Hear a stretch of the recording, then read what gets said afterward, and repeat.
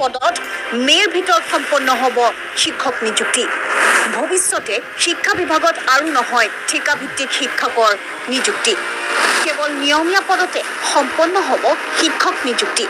বুধবাৰে এক অনুষ্ঠানত ৰাজ্যৰ শিক্ষা ব্যৱস্থাত আমূল পৰিৱৰ্তন সাধনৰ কথা উল্লেখ কৰি শিক্ষামন্ত্ৰী ডাক্তৰ ৰণোজ পেগুৱে শিক্ষা বিভাগত পুনৰ শিক্ষক নিযুক্তিৰ কথা উল্লেখ কৰে আমাৰ যি নতুন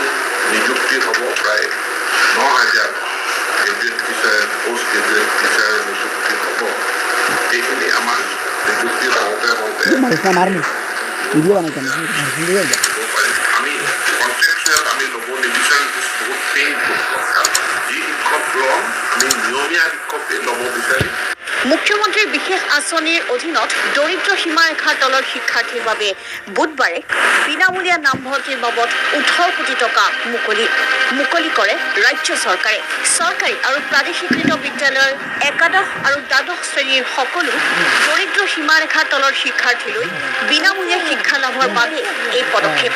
2024 বৰ্ষৰ সৰ্বমুঠ 2,50,899 গৰাকী শিক্ষাৰ্থীলৈ এই অনুদান জনতা ভৱনত আয়োজিত অনুষ্ঠানত ডিবিটি যোগে পুঁজি বিতৰণ কৰে শিক্ষামন্ত্ৰী ডাক্তৰ ৰণোজ পেগুৱে একাদশ দ্বাদশ শ্ৰেণীত পঢ়ি থকা 1,145খন বিদ্যালয় উচ্চতৰ মাধ্যমিক আৰু কিছুসংখ্যক বিদ্যালয় আমি ছিনিয়ৰ ছেকেণ্ডেৰী স্কুল বুলি কওঁ এই উচ্চতৰ মাধ্যমিক বিদ্যালয় 1,145খনলৈ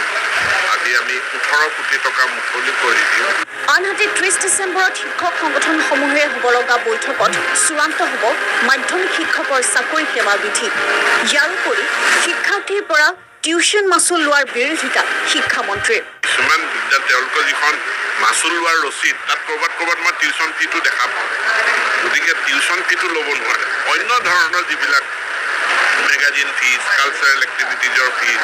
বা স্পৰ্টছ উইক হয় তাৰ কাৰণে পইচা লয় বা কলেজৰ ডেভেলপমেণ্টৰ কাৰণে কিবা ডেভেলপমেণ্ট ফাণ্ড বা কণ্টিনজেঞ্চি ফাণ্ড এইখিনি ফিজ তেওঁলোকে ল'ব পাৰে এইটো আমাৰ বিদ্যালয় শিক্ষা বিভাগে ফৰ্মেট দি দিছে কিন্তু কোনো বিদ্যালয়ত চৰকাৰী আৰু প্ৰভিঞ্চিয়েল বিদ্যালয়ত টিউচন ফিজ বুলি ফিজ ল'ব নোৱাৰে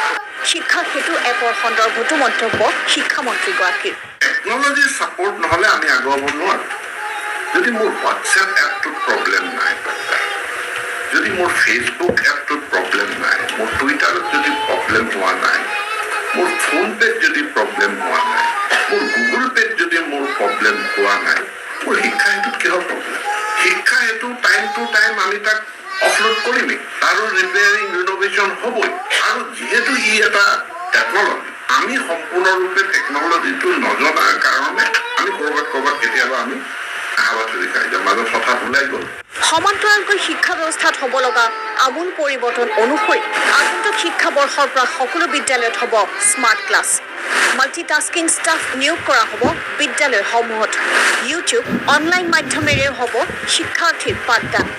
ছাত্ৰ ছাত্ৰী আৰু বিষয় অনুপাতে সম্পন্ন হ'ব শিক্ষকৰ নিযুক্তি প্ৰক্ৰিয়া এখন মাধ্যমিক বিদ্যালয়ত মিনিমাম 2টাকৈ স্মাৰ্ট ক্লাছৰুম থাকিব ডিজিটেল কণ্টেণ্টৰ দ্বাৰা শিক্ষা দান কৰাৰ আমি এটা ব্যৱস্থা কৰি দিবৰ কাৰণে